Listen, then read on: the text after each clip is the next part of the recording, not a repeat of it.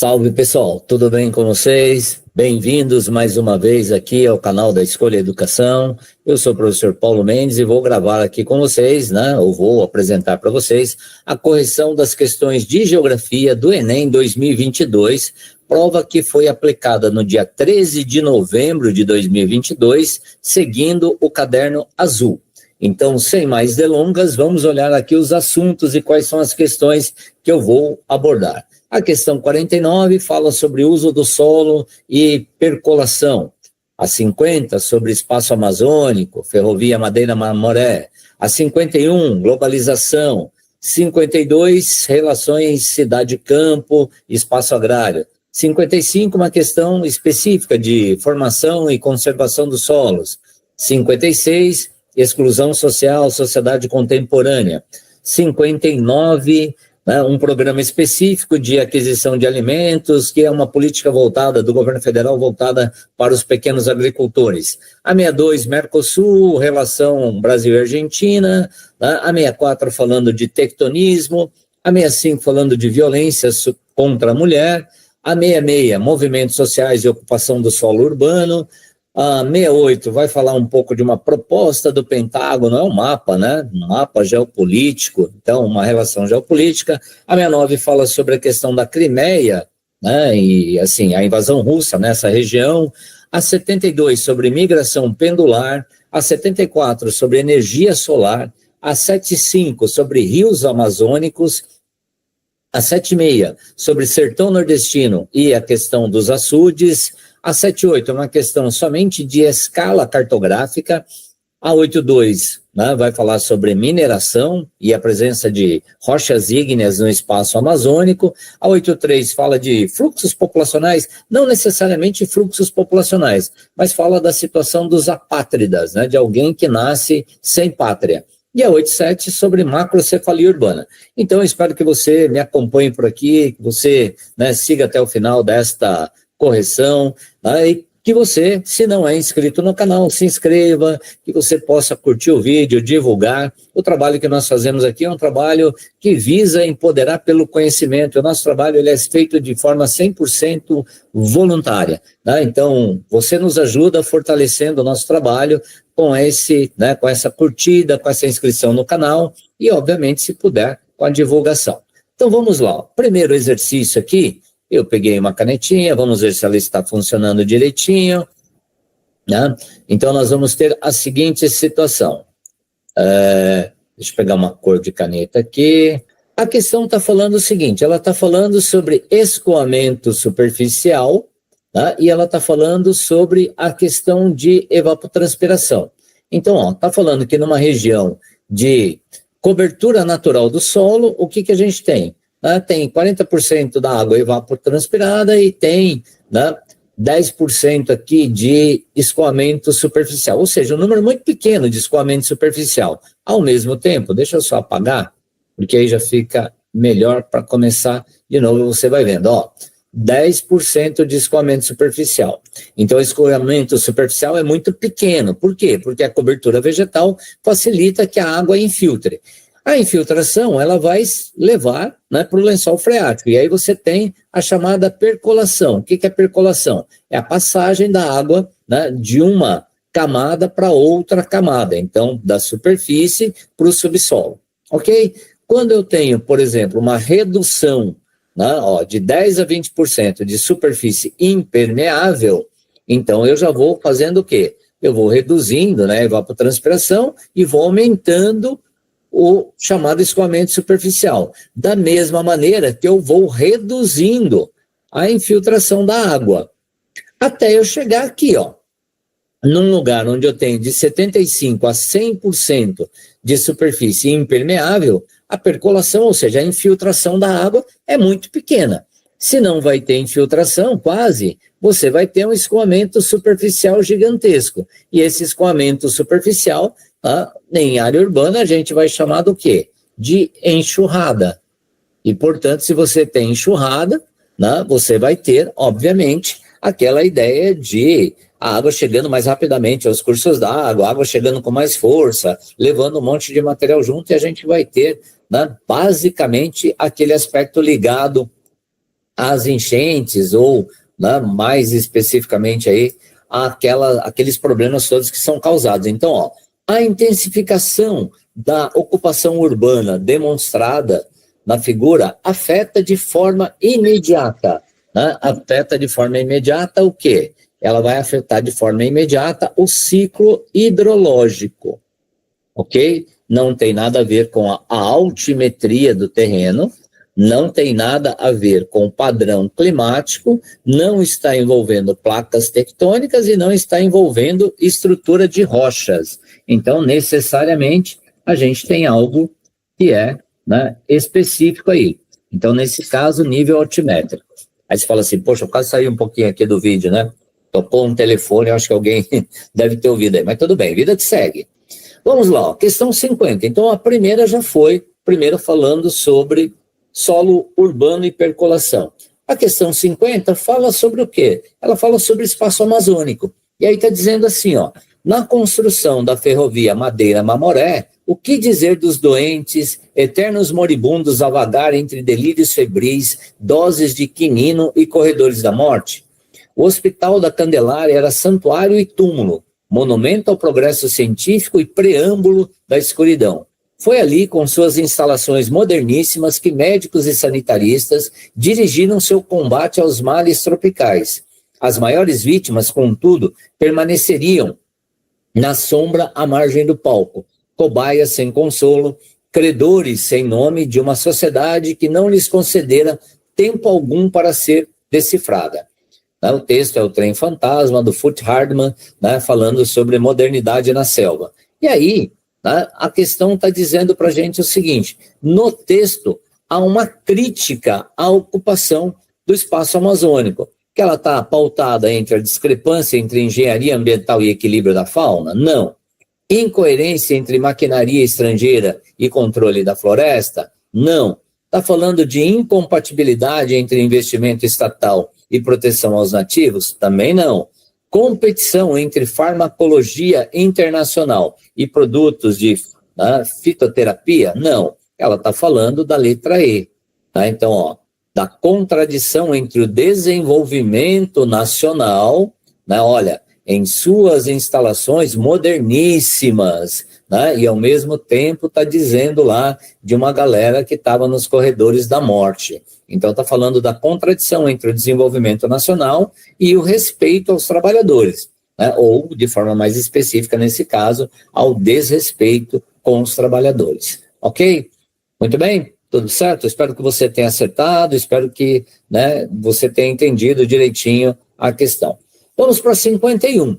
A questão 51 está falando sobre globalização, sociedade em rede, a era da informação, né, um texto de um geógrafo, sociólogo também, né, chamado Manuel Castells, está aqui, ó, um espanhol. Uma nova economia surgiu em escala global no último quartel do século XX, portanto, né, a partir do final da segunda metade do século XX, mas mais especificamente a partir dos anos 70, a terceira revolução industrial. Chamam-a de informacional, global e em rede, para identificar suas características fundamentais e diferenciadas e enfatizar sua interligação. É informacional porque depende basicamente de sua capacidade de gerar, processar e aplicar de forma eficiente a informação baseada em conhecimentos. É global porque seus componentes estão organizados em escala global, diretamente ou mediante uma rede de conexões entre agentes econômicos. É uma rede porque é feita em uma rede global de interação entre redes empresariais. Bom, ele está falando do quê? Ele está falando do tal do capitalismo informacional, ele está falando dessa formação, né, de redes e dos fluxos. Portanto, a pergunta aqui é: qual mudança estrutural é resultado da forma de organização econômica descrita no texto? Fabricação em série? Não, ele não está falando do Fordismo. Ampliação de estoques? Também não. Fragilização dos cartéis? Ó, cartel, para quem não se lembra, é aquele acordo ilegal feito entre empresas, né? Acordo informal, portanto não tem documentação, que visa eliminar a concorrência, portanto, dominar o mercado, mas não é disso que ele está falando. Ele está falando da padronização de mercadorias? Não, muito pelo contrário. Ele está falando de desterritorialização da produção, ou seja, né, aquela ideia de que agora eu tenho uma empresa chamada Fábrica Global e ela vai produzir uma parte da mercadoria num determinado lugar e as outras partes em outros lugares. E ela vai trazer tudo isso para montar num determinado lugar. Para quem tiver curiosidade sobre isso, de forma mais específica, vale a pena, né, dar uma olhadinha no caso da Boeing, a empresa estadunidense fabricante de aviões, né? A Airbus não é diferente, tá? A Airbus é a mesma coisa. Então ela fragmenta a produção em vários lugares do mundo, leva tudo para uma cidade nos Estados Unidos chamada Everett e monta, né, o avião lá, tá certo? Espero que você tenha acertado. Questão 51, né? Alternativa E é a alternativa correta. Vamos para 52. A 52 tem um cantor chamado Vanderly, um mineiro, né? Infelizmente ele já faleceu jovem, diga-se de passagem. O Vanderly, para mim, é um grande poeta. Se você não conhece, né, depois acessa aí o Spotify ou qualquer outro, né, tocador de músicas, e procura lá Vanderly. Não só essa música do Pensei Que Fosse o Céu, tá? Mas procure qualquer música dele, mas principalmente uma chamada Esperando Aviões, tá? Isso, assim, é uma poesia pura e muito boa de se ouvir. Feito o merchan para o Vanderly aqui, né, que esteja num bom lugar, porque já faleceu, como eu disse, faleceu jovem, mas vamos lá. Questão 52. Olhar o Brasil e não ver o sertão é como negar o queijo com a faca na mão. Esse gigante em movimento, movido a tijolo e cimento, precisa de arroz com feijão, que tenha comida na mesa, que agradeça sempre a grandeza de cada pedaço de pão. Agradeça a Clemente que leva a semente em seu embornal. Embornal é uma sacola. Zezé e o penoso balé de pisar no cacau. Maria que amanhece o dia lá no milharal. Ele está falando do quê? Ele está falando, na realidade, né, de uma dimensão do espaço rural. Ele está falando de algumas características do campo, né? E aí, então, vale a pena observarmos aqui, ó. A letra da canção valoriza uma dimensão do espaço rural brasileiro e sua relação com a cidade, ao ressaltar a sua função de fornecer mão de obra qualificada? Não, tá? Não está falando disso. Incorporar a inovação tecnológica? Não, ele está falando para agradecer, né? Ó, agradeça a Clemente, agradeça ao Zezé, né? A Maria, e, portanto, ele está falando de diversidade biológica? Também não. Está falando de promover a produção alimentar. Então, ele está falando daquilo que está marcado aqui na alternativa D. Ele não fala nada de moradia básica, portanto, nessa questão, né, a letra valoriza esse aspecto do produtor rural que está promovendo aí a alimentação para a população. Tá certo? Essa é uma questão que, para mim, ela foi bem tranquila. Acho que ninguém é um exagero, perdão, né? Eu acho que a maior parte das pessoas não teve dificuldade em fazê-la. Mas se você teve dificuldade, deixa o seu comentário aí no vídeo, né, que depois eu vou ter prazer em conversar contigo, em te responder a respeito disso, ok? Passamos para a questão 55. A questão 55, tá, ela é bem específica, está falando sobre solos, sua formação e o processo de conservação. Então aqui, ó, o texto começa falando de solos salinos. Então, solos salinos vêm de rochas com grandes quantidades de sais. E, portanto, a partir do momento que a erosão está atuando aqui, vai ter a salinização de um lugar. Então, ó, solos salinos ou alomórficos apresentam como característica comum uma concentração muito alta de sais solúveis ou de sódio trocável. Eles ocorrem em locais mais baixos do relevo. Ó, isso é importante, mais baixos do relevo, ou seja, naquela área onde vai ter maior contato com a água. Em regiões áridas e semiáridas, ó, em lugares secos, né, e semissecos, próximos ao mar.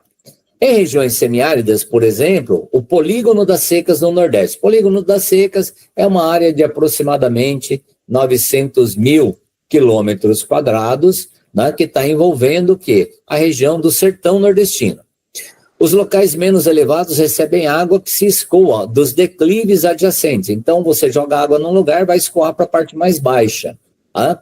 durante as chuvas que caem alguns meses do ano. Essa água traz soluções de sais minerais e evapora-se rapidamente, antes de infiltrar-se totalmente, havendo então cada vez mais esse processo, cada vez mais que esse processo é repetido, um pequeno acúmulo de sais. Então você vai tendo o quê? O processo de salinização dos solos. E aí, nas últimas décadas, a expansão das atividades agrícolas, né, tem ampliado esse processo. Aí você fala assim, mas por que a atividade agrícola tem ampliado esse processo? Fica fácil de entender, né? Porque a atividade agrícola nessa região semiárida, ela está pautada na irrigação. Então, se você tem irrigação, tá, você vai aumentar o nível de salinização. No caso da irrigação, tem duas formas de fazê-la, né? Uma que é por jato d'água, que é aquela mais comum que todo mundo já deve ter visto, e a outra é por gotejamento. Então, neste lugar, o mais adequado seria fazer o quê? Usar gotejamento.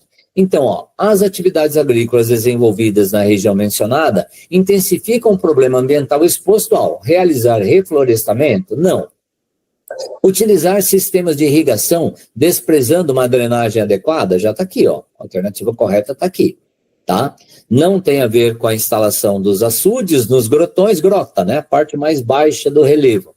Desmatar áreas de preservação permanente, causando assoreamento? Não. E nem aplicar fertilizantes de origem orgânica, modificando a química da terra. A questão é que você já tem rochas com grandes quantidades de sais, você joga água, isso vai potencializar, né, a salinização.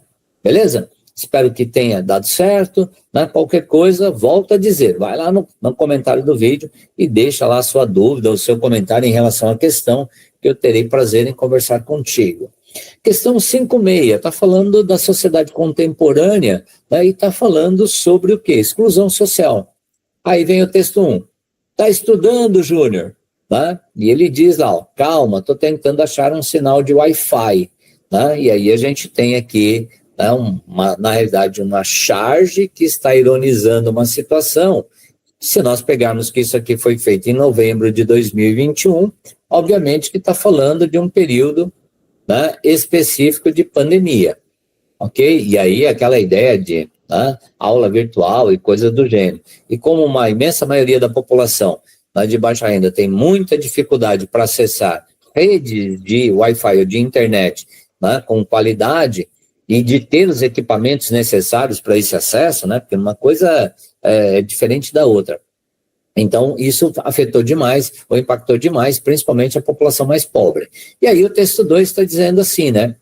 É como se os problemas fossem criados pela pandemia, quando, em verdade, isso só demonstra o quanto eles sofrem uma tentativa de serem naturalizados. Eles estavam lá, empurrados para debaixo de vários tapetes. Eles quem? Os problemas. Diversos levantamentos realizados indicam que parcela significativa dos estudantes não tem acesso à internet em suas casas, não tem computadores, tem celulares, mas com pacotes baratos que não permitem assistir a todas as aulas. E, caso tenham celulares e dados, pergunta-se, é possível elaborar um texto no celular? É possível interagir na aula remota no celular? Para você que está aí do outro lado, muito provavelmente você teve uma parte da sua formação, né, online. Ou seja, você teve uma parte, né, de aulas, ou grande parte delas, que você assistiu dessa maneira. E aí, teve um grande aproveitamento? Mas como é que funcionou? É legal também, seria muito legal, né, ouvir você que passou por isso, né, botando aí um comentário. E aí a pergunta, ela vai colocar para a gente o seguinte, ó. A crítica contida no texto, né, e na figura evidencia o quê? Né, um aspecto da sociedade contemporânea, que é logo de cara, né? A exclusão social. Então não está falando de expansão digital, não está falando de manifestação cultural, organização espacial e nem valorização intelectual. Está criticando o fato de, né, o fato de que uma galera não tendo acesso aos mecanismos necessários para ter acesso ao serviço da educação frente, né, ao isolamento imposto pela pandemia, que essas pessoas foram muito mais prejudicadas do que outras, né? Então, nesse quesito, nós tivemos com certeza um impacto forte. É só olhar, por exemplo, para os dados do IDH no Brasil, né? Claro que o IDH não é só a questão da escolaridade. O IDH também tem a ver com longevidade, e, portanto, expectativa de vida. E na pandemia nós tivemos por volta de 700 mil mortes, o que impactou bastante essa situação. Adiante, questão 59. Aí, questão 59 vai voltar a falar do quê? Vai falar de políticas de desenvolvimento agrícola. Então, programa de aquisição de alimentos e uma política para pequenos agricultores. Então, lá, em 2003, teve início um programa de aquisição de alimentos e com eles várias mudanças na perspectiva dos mercados institucionais. Trata-se do primeiro programa de compras públicas com uma orientação exclusiva para a agricultura familiar, articulando-a gradativamente ou explicitamente com a segurança alimentar. Segurança alimentar, a ideia de você ter garantia de alimentos para todo mundo, tá? O programa é destinado à aquisição de produtos agropecuários produzidos por agricultores enquadrados no Programa Nacional de Fortalecimento da Agricultura Familiar, PRONAF, pequenos agricultores de maneira geral. Incluídas aqui as categorias de assentados da reforma agrária, trabalhadores rurais, sem terra, acampados, quilombolas, agroextrativistas, famílias atingidas por barragens e comunidades indígenas. Ok? Então a pergunta é: a ação governamental descrita constitui-se uma importante conquista para os pequenos produtores. De inovação tecnológica? Não. De reestruturação fundiária? Não. Fundiária, gente, para lembrar, é a forma como a terra é dividida num lugar. Ok? Então, quando se fala de concentração fundiária, fala-se de concentração da terra. Na realidade, está falando do quê? Do que está na letra C, né? Comercialização garantida. Por que isso é importante? Porque isso garante a esse pequeno produtor que ele tenha condições de manter-se no campo e manter a sua família no campo com dignidade. Porque normalmente o que acontece? Quando esses pequenos produtores produzem principalmente produtos ligados a hortifrutis, como eles estão longe das cidades, eles têm uma dificuldade muito grande para escoar essa produção. Tá? E aí, a compra desses produtos para destinar, basicamente, esses programas em muitos lugares, eles foram destinados a abastecer escolas, e aí você tem o fortalecimento da economia local. Foi muito importante. Está falando de eliminação do custo do frete? Você pode até ter, mas não é disso que está sendo colocado, né? É a comercialização garantida. E muito menos não está falando, não diz nada a respeito de negociação nas bolsas. Tá certo?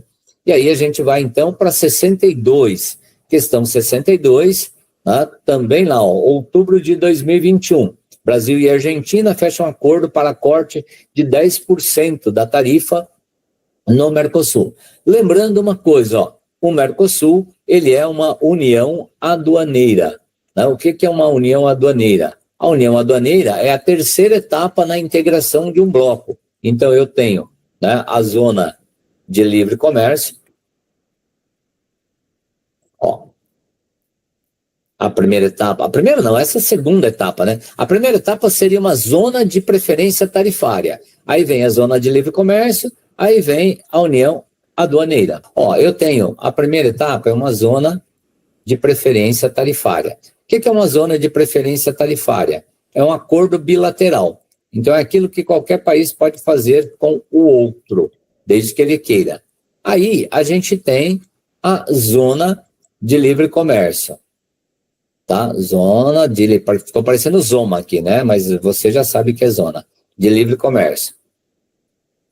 Eu não estou querendo escrever em cima do texto para poder ler depois. Aí a gente tem a união aduaneira. A união aduaneira é aquela etapa em que os países, eles fazem uma chamada TEC. O que é a TEC? É a tarifa externa comum. Essa TEC é para evitar a competição entre os países que integram o bloco. Aí depois você tem o mercado comum. E aí no mercado comum, qual é a diferença do mercado comum para uma zona de livre comércio? No mercado comum tem a livre circulação de pessoas. E aí vem a última etapa, né? Que é a etapa da União Europeia, que é a União Econômica e Monetária. Então, na parte da União Econômica e Monetária, o que a gente tem? Aqueles países que abriram mão das suas próprias moedas e acabaram formando uma união econômica. É o caso do euro, é o único caso no mundo. Bom, dito isso, vamos para o texto. Brasil e Argentina chegaram a um acordo né, para a redução de 10% da tarifa externa comum do Mercosul. O consenso foi alcançado durante negociação entre o ministro das Relações Exteriores do Brasil e o seu equivalente argentino, no Palácio do Itamaraty, em Brasília, no início do mês de outubro de 2021. A redução da TEC é um antigo desejo do Brasil que pretende abrir mais sua economia e, com isso, ajudar a controlar a inflação. Já a Argentina temia que a medida pudesse afetar sua produção industrial. O acordo vai abranger uma ampla gama de produtos e ainda será apresentado ao Paraguai e ao Uruguai, né, para que seja formalizado. Muito bem, aí a pergunta pede: a necessidade de negociação diplomática para viabilizar o acordo mencionado, vamos lá, volta aqui, deixa eu apagar tudo isso aqui, ó, é explicada pela seguinte característica do Mercosul. Então, a gente está falando de característica. Uma limitação da circulação financeira? Não. Uma padronização da política monetária? Também não. Está falando de uma característica que é o funcionamento da união aduaneira, que é exatamente essa etapa. O que me mandava direto para a união aduaneira? A ideia de uma tarifa externa comum. Para quem não sacou ainda, a aduana é fronteira. Então, é aquela fase em que os países unem portos, aeroportos, né, rodovias, tal, não sei o quê, e fecham um acordo para cobrar a mesma tarifa externa no sentido das relações com os outros países, né? Então, o que você vende e o que você compra tem a mesma tarifa para evitar, entre os integrantes do grupo, uma competição. Então, a ideia é de fortalecer as negociações do grupo e no grupo. Dependência da exportação externa, né? Não. Da exportação externa, por favor, da exportação agrícola, né? Porque a exportação já é para o mercado externo e aí não tem jeito. Equivalência da legislação trabalhista, também não. Ok? Então, na questão 62, alternativa C, espero que você tenha acertado. Aí a gente muda radicalmente de assunto. Saímos de Mercosul e vamos para forças tectônicas da litosfera. As forças tectônicas da litosfera, crosta terrestre, né, são controladas pelo calor intenso das profundezas e geram terremotos, erupções e soerguimento de montanhas. Aí vamos lembrar aqueles conceitos básicos, né? Você tem o processo de orogênese, ou seja, o processo orogenético, né? Orogenético, que é o quê? É resultado aqui, ó. Orogenético é um processo de soerguimento, formação de montanhas a partir do choque de placas, ok? E aí você tem uma outra coisa, você tem aqueles movimentos, né, epirogenéticos. Deixa eu tentar não escrever em cima aqui, ó. Epirogenéticos. Epirogênese é um processo de rebaixamento e de soerguimento do relevo pela questão, né, das fraturas, das falhas geológicas. Ok? Então aqui, ó, se na orogênese predomina a pressão horizontal, na epirogênese predomina a pressão vertical. Mas ele está falando do quê? Ele está falando das forças meteorológicas dentro da atmosfera e da hidrosfera, controladas pelo calor do Sol, que produzem tempestades, inundações, geleiras e outros agentes de erosão. Então ele está dizendo, ó, tem força interna que vai, né, originar um tipo de relevo. Então são aqueles fatores endógenos. E existem fatores exógenos, né, que são os fatores externos, e todos eles estão ligados à erosão. Muito bem. A pergunta vai pedir para a gente o seguinte, tá? A interação entre as forças naturais citadas, então, ó, fator interno, tá? Ou fator endógeno, e o fator externo ou fator exógeno, que é a erosão. Tá? Então, aqui está pedindo, na medida em que provoca a formação T, a interação entre as forças naturais citadas favorece a ocupação do espaço geográfico. Na medida em que provoca a formação de solos vulcânicos, na realidade ele está falando de solos vulcânicos aqui, né? Vamos pensar nessa situação. Ele está falando de dorsal mesoceânica? Não. Ele está falando de relevo escarpado? Não. Ele está falando de superfícies lateríticas? Não também. Ele está falando de dobramentos modernos? Não. O que ele está dizendo é, se geram terremotos, soerguimentos de montanhas e depois, né, eu vou ter a produção aqui, ó, né, dessa erosão, desses agentes, essa interação, ela favorece a ocupação na medida em que provoca a formação do quê? De solos vulcânicos, tá? Por quê? Porque, na realidade, esses solos vulcânicos, né, são solos bastante ricos aí na questão relacionada especificamente à fertilidade deles, né? Então, se eles são extremamente ricos nessa questão de fertilidade, e você tem rochas vulcânicas ou rochas, né, ígneas ou magmáticas, esse terreno vai ser bem consolidado. Então, ele não está falando de dorsal oceânica, porque na dorsal oceânica não tem nada a ver com a erosão. Então, a erosão não entra lá. Né? Ele está falando de relevo escarpado, a escarpa por si só, né, a escarpa é um relevo que vai parecer um degrau. Isso aqui não vai, né, facilitar, por exemplo, a ocupação.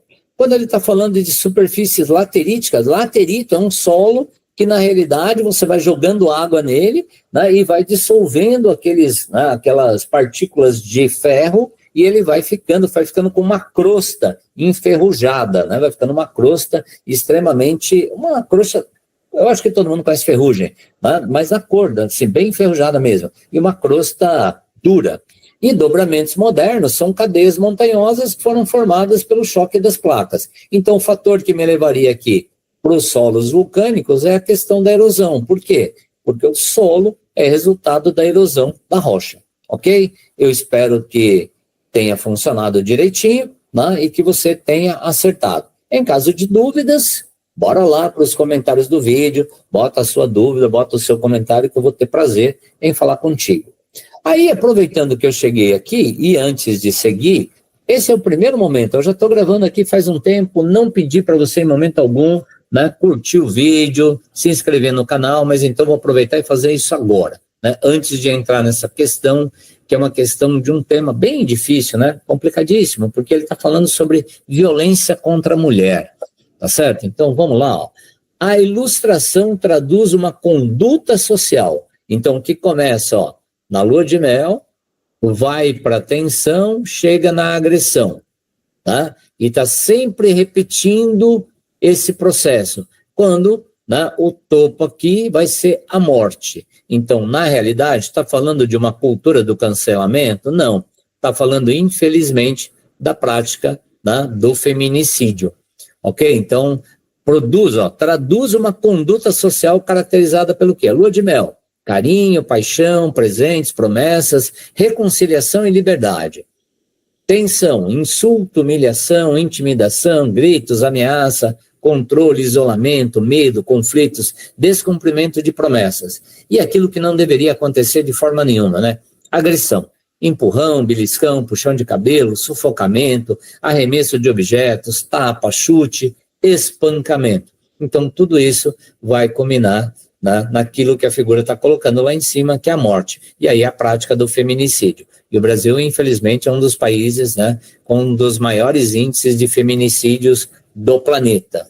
Né? Infelizmente, ostentamos aí esse dado, mas essa é uma questão 65 que ela estava, né, no meu entendimento, fácil de ser apontada. Por quê? Porque não está falando de negacionismo, não está falando de ação involuntária, muito menos de defesa da honra, né? Defesa da honra, um termo que foi utilizado durante muito tempo por aqui para justificar, né, homens que eventualmente eram traídos pelas suas esposas e que cometiam feminicídio, ou seja, matavam as esposas alegando defesa da honra.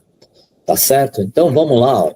Essa é uma questão que poderia estar tranquilamente em história. Eu a coloquei aqui, né, para comentar a respeito de um aspecto importante, porque ela vai falar de movimento social, né? Então, vamos lá. A primeira grande lei educacional no Brasil, de 1827, determinava que nas escolas de primeiras letras no Império, meninos e meninas estudassem separados e tivessem currículos diferentes.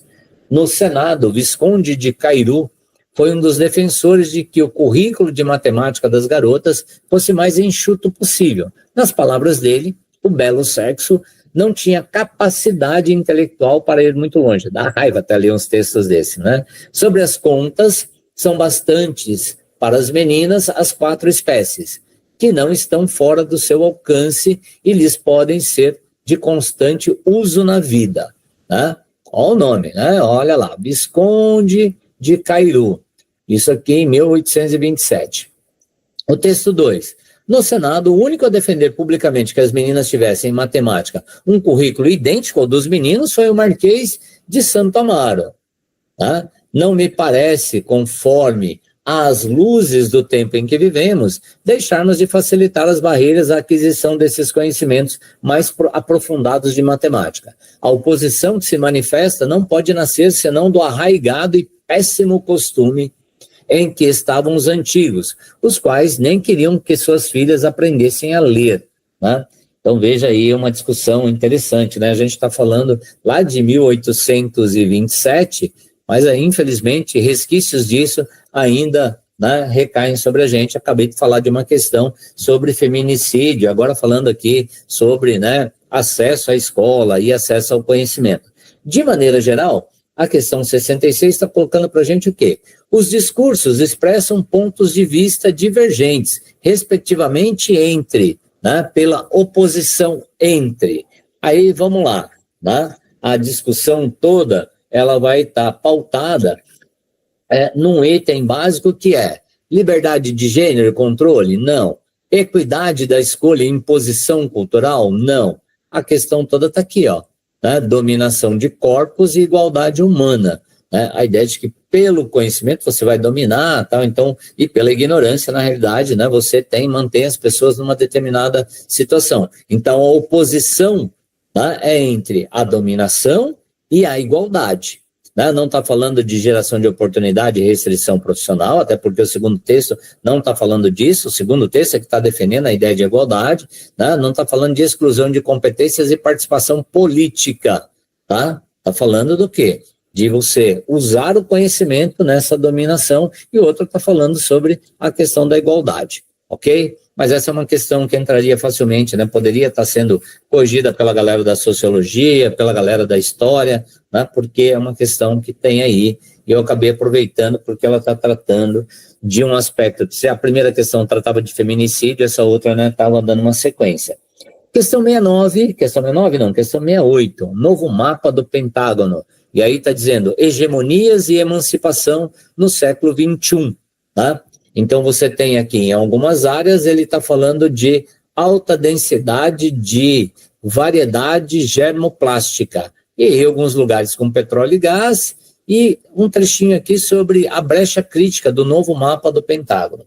Vamos ao texto para ver o que ele nos diz, né?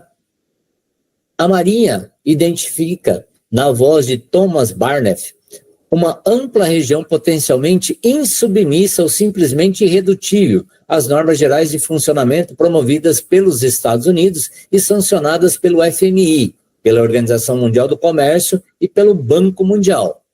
E não necessariamente por sua consciência rebelde, mas sim, em muitos casos, pela insubstancialidade de suas instituições estatais. Eu gostei do termo, né? Insubstancialidade. Então, o que o texto está falando? Ó, a preocupação do governo estadunidense, expressas no texto e no mapa, evidenciam uma estratégia. Ele está falando do quê? Ele está falando aqui, ó, de petróleo e gás. Tá? Então, ele está falando de uma densidade, que ele está falando no termo germoplásmica aqui, né, está falando do quê? Está falando de algumas áreas de influência mais específica. E aí ele está falando do quê? De compartilhamento de inovações? Não. Ele está falando de promoção de independência financeira? Também não. Ele está falando de intercâmbios culturais? Também não. O que ele está falando necessariamente é de ampliação da influência econômica, né? Por quê? Porque olha quem ele está citando, ó. Estados Unidos, ele está citando o FMI e ele está citando a Organização Mundial do Comércio, que são todos órgãos ligados aí, né? No caso dos Estados Unidos, especificamente um país, Fundo Monetário Internacional, é uma espécie de banco que financia projetos no mundo ou que empresta dinheiro, não financia projetos, né? Ele empresta dinheiro para países com dificuldades financeiras para pagarem suas dívidas. E a Organização Mundial do Comércio é uma organização que tenta destravar o comércio em escala mundial. Então, neste caso, né, o que está sendo colocado em questão é a questão da influência econômica. Muito bem. Aí agora a gente vai para a questão número 69. Questão 69 fala sobre Crimeia. Tá? E aí ela está dizendo assim: colegas, na mente e no coração do povo, a Crimeia sempre foi uma porção inseparável da Rússia. Essa firme convicção se baseia na verdade e na justiça, e foi passada de geração em geração ao longo do tempo, sob quaisquer circunstâncias, apesar de todas as drásticas mudanças que nosso país atravessou no século XX. Então, esse texto é de 28 de julho de 2014. Né? E aí está dizendo assim, ó, considerando a dinâmica geopolítica subjacente ao texto, né, que está ligada ao texto, a justificativa utilizada por Vladimir Putin em 2014 para a anexação dessa península apela para o argumento de quê? O que ele está dizendo aqui? Né? O que ele está dizendo? Que a Crimeia sempre foi uma porção inseparável da Rússia, ou seja, era território russo e deve voltar a ser território russo, segundo Vladimir Putin, ok? Então, nesse quesito, para ele, a anexação dessa península apela para o argumento de que, né, as populações com idioma comum devem estar submetidas à mesma autoridade estatal. O que ele alegou, né, então, para fazer a anexação da Crimeia, que pertencia à Ucrânia, foi a maior parte da população que mora na Crimeia é a população russa.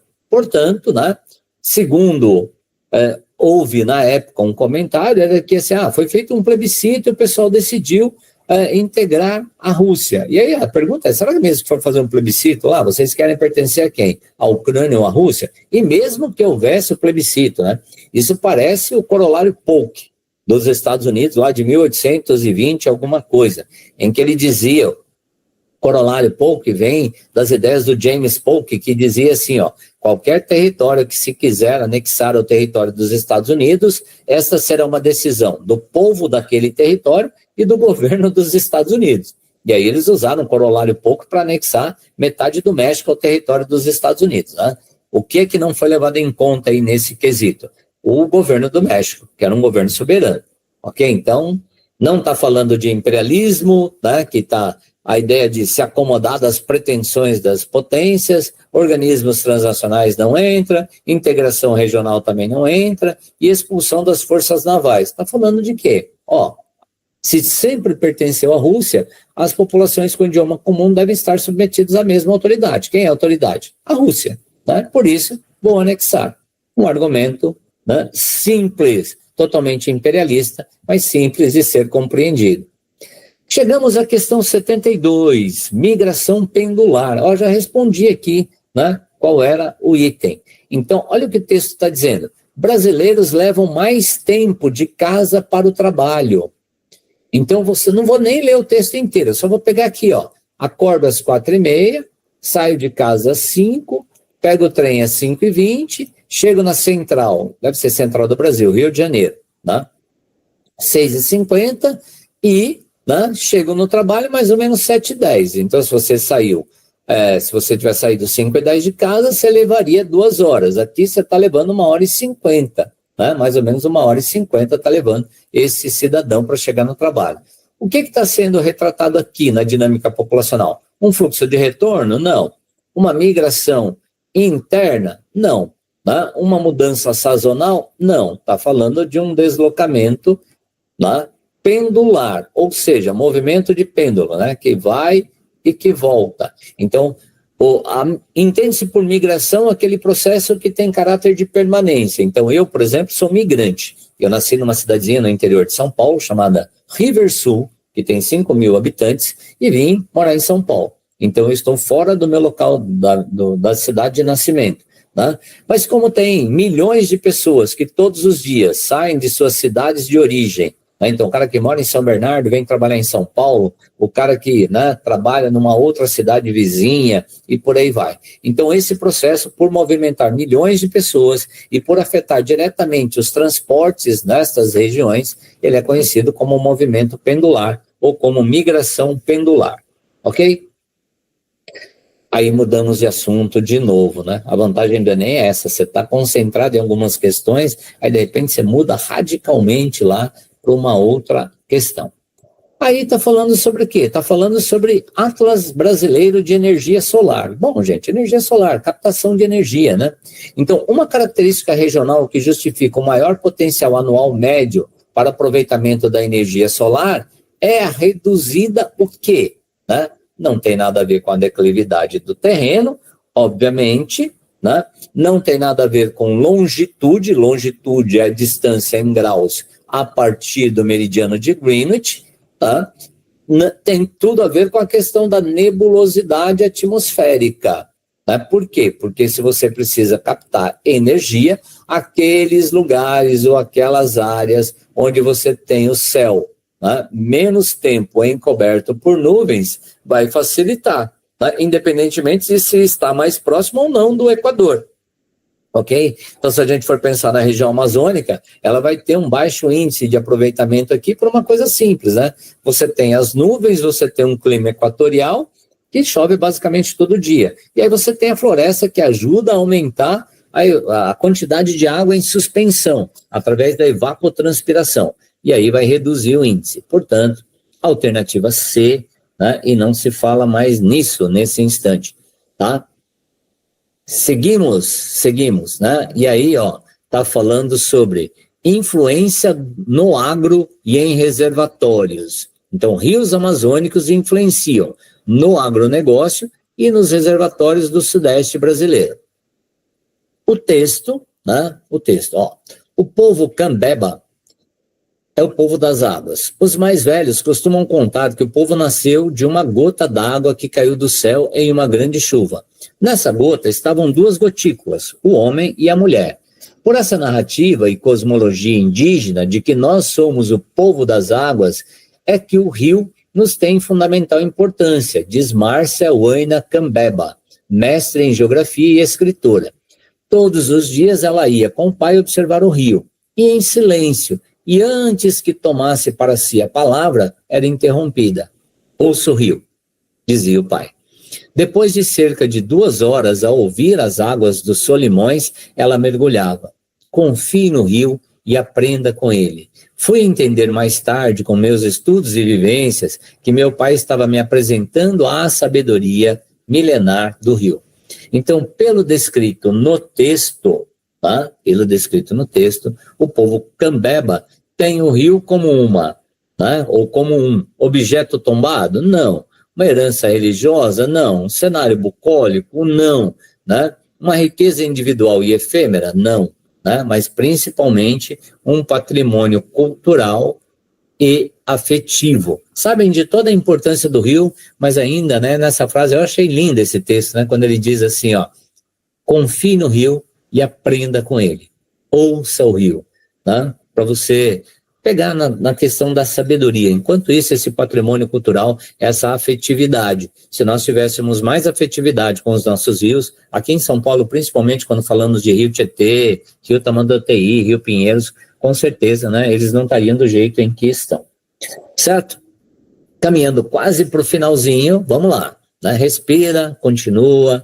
Né? Se você está fazendo a aula por etapas, depois você volta, confere o restante, e aí a gente vai, ó.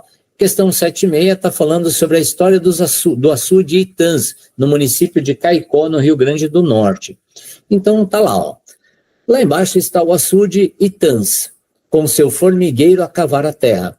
É mesmo impressionante o esforço daquele formigar de homens ao sol, lavados em suor, que não param, em longas filas pacientes, acompanhando centenas de burricos que sobem e descem numa ciranda comovente e silenciosa, cada burrico com 2 caixas de terra no lombo. Gente, burro, tá? A questão do jumento, especificamente falando. É o labor organizado, então é o trabalho organizado para a salvação da terra e do homem.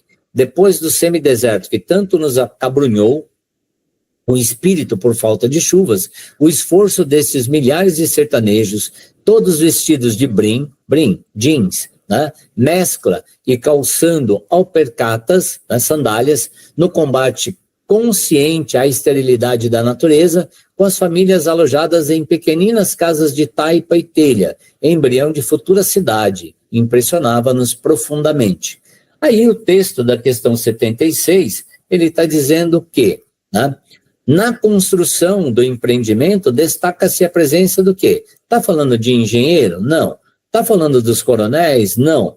Está falando na distribuição dos recursos hídricos? Não. Está falando de trabalhadores, né? Está valorizando aqui a questão dos trabalhadores, está destacando os trabalhadores na formação de novos espaços, porque num determinado trecho ele vai falar, ó, depois do semideserto, né, que tanto nos acabrunhou, o espírito por falta de chuvas, o esforço desses milhares de sertanejos, tal, não sei o que, tarará, tarará, e aí vai falar assim, ó, embrião de uma futura cidade. Então está falando da organização, né, de um novo espaço que vai gerar aí uma cidade.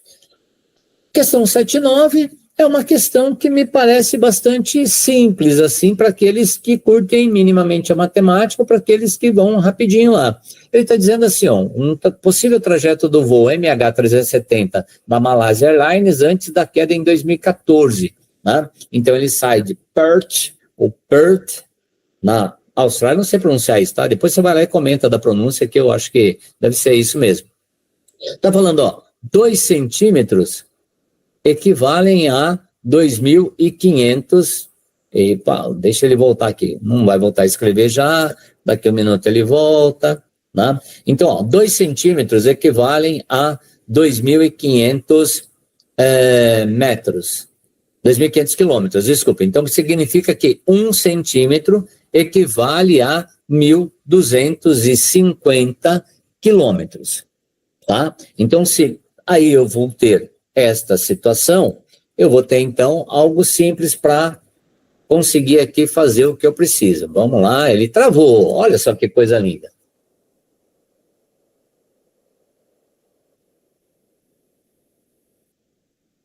Voltou. Oba, voltou, não tem problema, a gente segue daqui, né, deu uma travadinha na internet, e aí eu vou voltar aqui para o item, ó. Vamos voltar, então 2 centímetros equivalem, deixa eu pegar uma caneta aqui, eu vou pegar até de outra cor agora, ó. 2 centímetros equivalem a 2.500 quilômetros. Então, automaticamente, 1 centímetro, ele vai equivaler a 1.250 quilômetros. Então, nesse aspecto, se, né, 1 centímetro vale 1.250 quilômetros, eu vou ter a seguinte situação. Qual é a escala aproximada desta representação? Tá? A escala aproximada, ela vai estar, né, diferente. E aqui deu um probleminha, gente. Vamos, eu comecei tudo de novo. Esquece, vou voltar aqui, vou depois tentar achar esse item, tá cortando para a gente resolver. Eu tive 2 problemas de internet aqui, agora que eu notei. Então, ó, questão de escala, se 1 centímetro nesse mapa, ele vale 1.250 quilômetros, eu quero saber a escala, então a escala vai estar em centímetro, basta que eu faça o quê? Ó? Quilômetro, hectômetro, decâmetro, metro, decímetro, centímetro. Então vai ser 1, 2, 3, 4, 5. Então, ó, 1, 2, 3, 4, 5. Automaticamente, né? Qual é a situação que eu vou ter? 2.500, certo? Quilômetros, 1.250 quilômetros, eu vou ter na escala.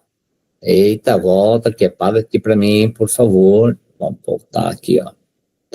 Nessa escala, a escala básica é 2 centímetros, então nessa escala aproximada dessa representação é, né, de 12.500.000 centímetros, é isso? A alternativa dessa questão é a alternativa E.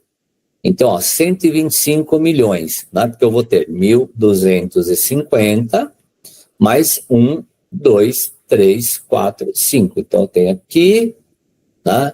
Tenho 3 aqui, tenho mais 3 aqui, ó, 125 milhões de centímetros, portanto, a alternativa em questão é a alternativa E, conforme você viu. Peço desculpas aqui, ó, porque na prática né, eu não vou estar editando esse vídeo. Então, assim, alguém vai falar assim, deu problema aqui, deu problema, mas segue aí comigo que está tudo certo, né, e a gente se entende por aqui, tá bom?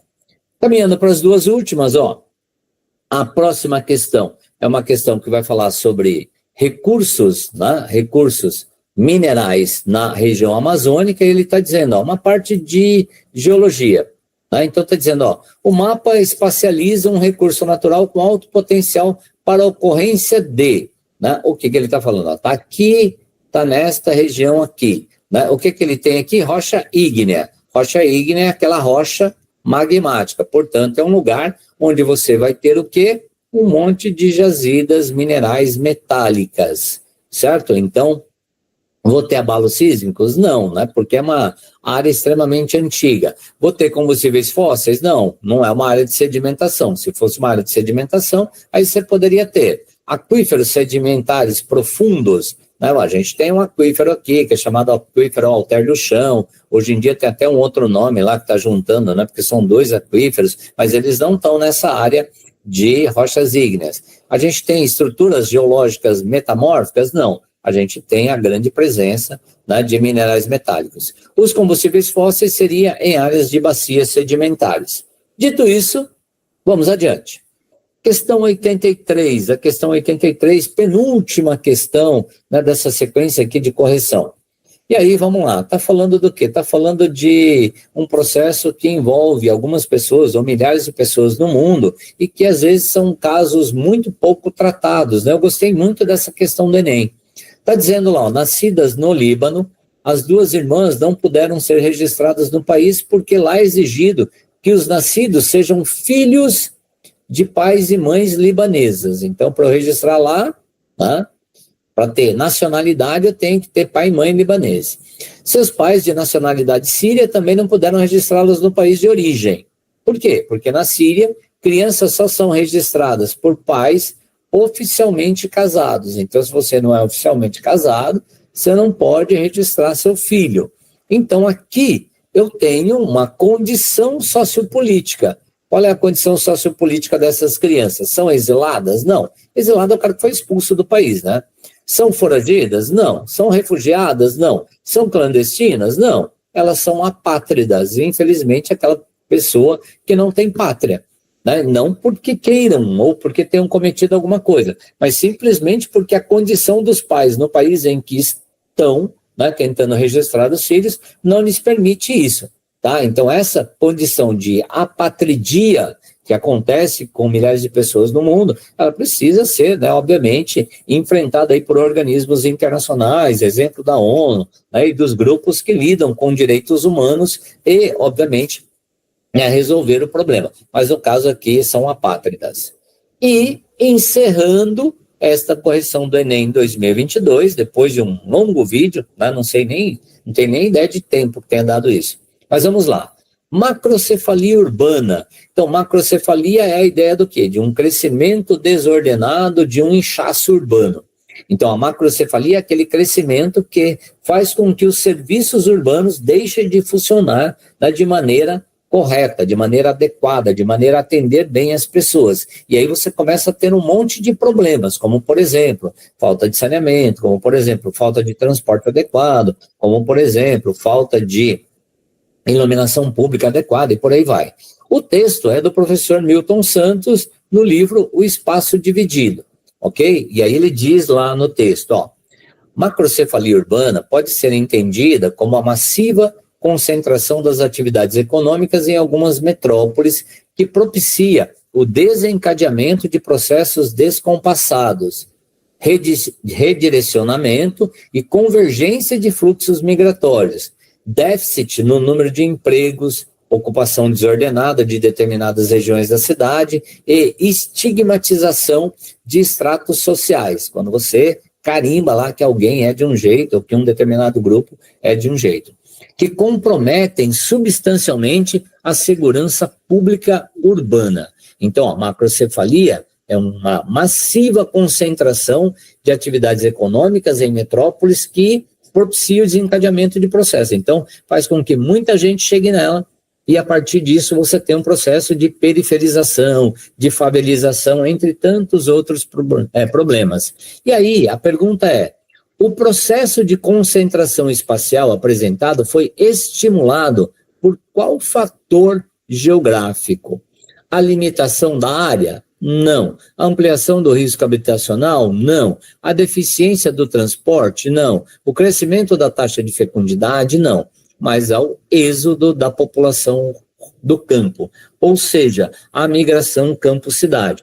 E aí nós todos sabemos, ou devemos, já ter estudado de alguma forma, que principalmente a partir dos anos 50, quando o Brasil avança num processo de industrialização, e mais especificamente nos anos 70, a quantidade de pessoas vindas do campo para as cidades no Brasil foi gigantesca. Então o Brasil, em 20 anos, ele deixa de ser um país agrário exportador e passa a ser um país urbano industrial, com um grande impacto nas realidades de cidades como São Paulo, Rio de Janeiro e por aí vai. Tá certo? Então, aqui eu estou deixando para você o gabarito oficial, se você quiser conferir, tá aqui, e eu cheguei ao final. Então, mais uma vez, aquele pedido para você que chegou até aqui comigo, eu espero que você me dê o privilégio aí da sua atenção mais um segundinho. Tem várias outras correções no canal, então tem uma playlist lá de correção do Enem, confira as correções, dialogue com os professores, isso vai nos deixar cheios de alegria, ok? Eu espero que você tenha acertado. Para você que está treinando para o Enem, está buscando olhar como é que, quais foram os conteúdos que mais caíram neste Enem, então fica aí a dica, segue com a gente, que isto será muito importante para nós, do ponto de vista geral. Por quê? Porque nós estamos trabalhando bastante, tentando fazer com que esse conhecimento chegue para todo mundo. Então, os assuntos estão aí de novo, as questões foram corrigidas, foram várias. Agradeço a sua atenção, sua participação, espero o seu comentário no vídeo, fique bem, e nos veremos em breve por aqui em mais uma aula no canal da Escolha Educação. Tchau, tchau para vocês, tudo de bom.